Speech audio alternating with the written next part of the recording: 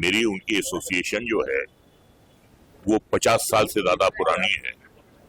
मेरे सीनियर थे वो FTII में 1965 में जब वो ज़ेरे तालीम थे वहाँ पे, तो एक United producers film fair contest हुआ था जिसमें राजेश खन्ना विनर करार दिए गए थे और ये भी फाइनलिस्ट थे। तो इन्होंने वो एक्टिंग कोर्स मुकम्मल नहीं किया। 1 साल के बाद इन्होंने छोड़ दिया और एक फिल्म मिली थी उन्हें, रातों का राजा। भीड़ चाल है फिल्म इंडस्ट्री, लाइन लग गई धीरज कुमार के घर के बाहर, प्रोड्यूसर की लाइन लगी रहती थी और फिल्म नहीं चली तो सबने साथ छोड़ दिया।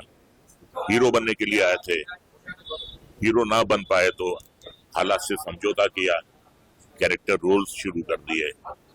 मनोज कुमार की हर फिल्म में होते थे और एक बहुत ही मशहूर गाना है स्वामी का, आए ना बालम का करूं सजनी, वो इन पे पिक्चराइज हुआ था।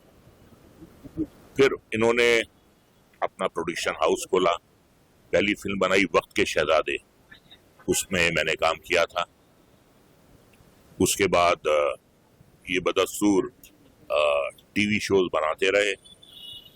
कहाँ गए वो लोग, एक इनका सीरियल था जो फ्रीडम फाइटर्स पे था, किस तरीके से वो लड़े थे, मुल्क की आज़ादी के लिए उन्होंने अपनी जानें कुर्बान की।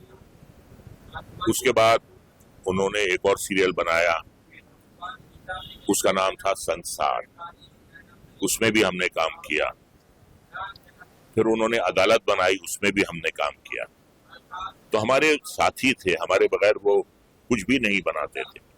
सीधा सच्चा नेक इंसान था, कोई बुराई नहीं थी, कोई बुरी आदत नहीं थी, कोई लत नहीं थी और 2 घंटे रोज पूजा करते थे।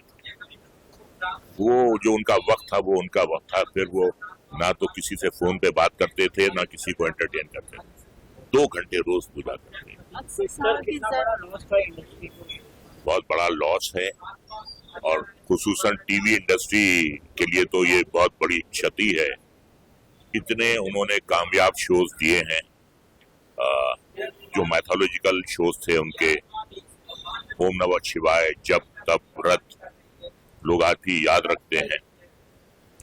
और जितने उन्होंने नीट और क्लीन शोज बनाए उतने ही वो नीट और क्लीन इंसान थे और बहुत कम लोगों को उनका असली नाम मालूम। धीरज उनका असली नाम नहीं था, फिल्मी था।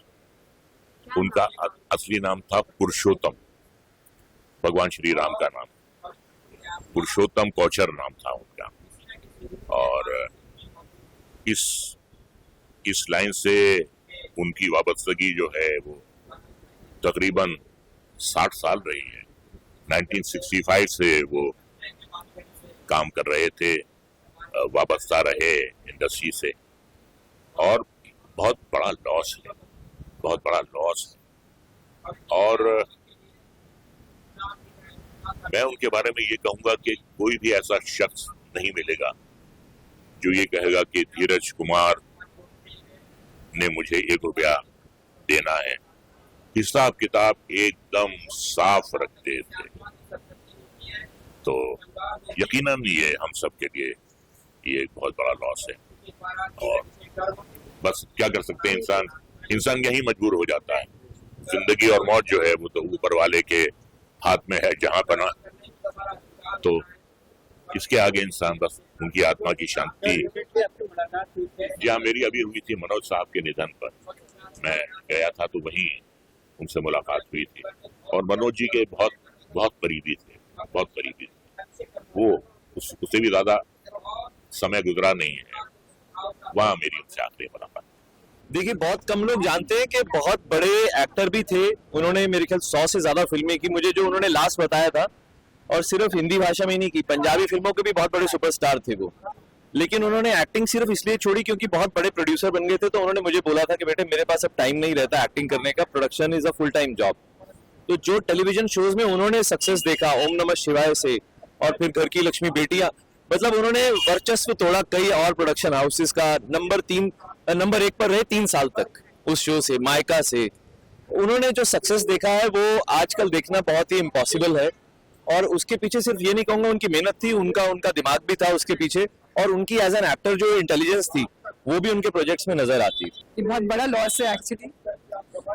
मैं आज जो बॉम्बे में हूँ, it's only because of him. जो उन्होंने सर्च किया था बेटियां सीरियल के लिए, 4 बेटियां चाहिए थी, सरस्वती, दुर्गा, मैं दुर्गा थी उसमें, गौरी और लक्ष्मी। तो उन्होंने लखनऊ से मुझे खोजा था और यहाँ लाए थे, अपने घर में रखा था। मतलब ड्राइवर दिया, सर्वेंट दिया, कौन करता। अब आज मैं देखती हूँ ऐसा नहीं होता है। वो अभी लास्ट ईयर ही मुझे मिले थे दंगल के अवार्ड फंक्शन में, तो बोले बेटी दमाजी से मिलके आ रहा हूँ, तेरे से मिल लेता हूँ। तो उनके साथ मैंने रैंप वॉक भी किया बेटी फाउंडेशन के लिए, अनुशेष रंजन के लिए, एज अ फादर डॉटर हम दोनों ने वॉक भी किया स्टेज पे। तो मतलब एक तरह से he is my God father and will always be. मेरी मित्रता उनके साथ थी करीब 40 साल हो चुके हैं। महाभारत जब आई थी 38 इयर्स बैक, उससे भी पहले हम लोग बहुत अच्छे दोस्त थे, बहुत अच्छे मित्र थे, और अक्सर मिलते रहते थे। पारिवारिक उनके साथ मेरे संबंध रहे हैं।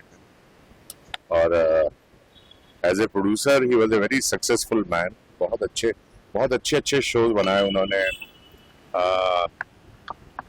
मायका, ओम नमः शिवाय,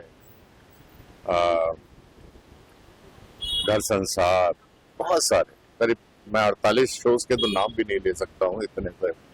and A very successful producer. बहुत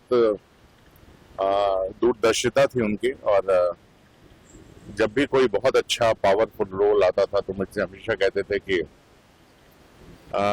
सुरेंद्र, तुम मेरा शो नहीं करोगे?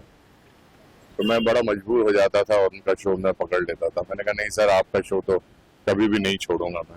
और जब भी वो मुझे कोई अच्छा प्रपोजल लेकर आते थे, मैं हमेशा कहता था। करीब 48 उन्होंने शोज बनाए हैं टेलीविजन के ऊपर, and all shows were very very successful. इसमें ओम नमः शिवाय वाज डीडी के ऊपर आता था, that was has created the history on television. जिस तरह महाभारत ने एक इतिहास लिखा था, उसी तरह ओम नमः शिवाय ने भी एक इतिहास लिखा है दूरदर्शन के ऊपर। और हम लोग अगर बहुत टाइम हो जाता था मुझे मिले हुए, तो मैं अक्सर ऑफिस में जाके भी उनको मिलता था। और मेरे लिए तो एक परिवार था, और मेरे परिवार का एक सदस्य आज हमारे बीच में नहीं है। तो ये घटना तो बहुत दुखद है ही।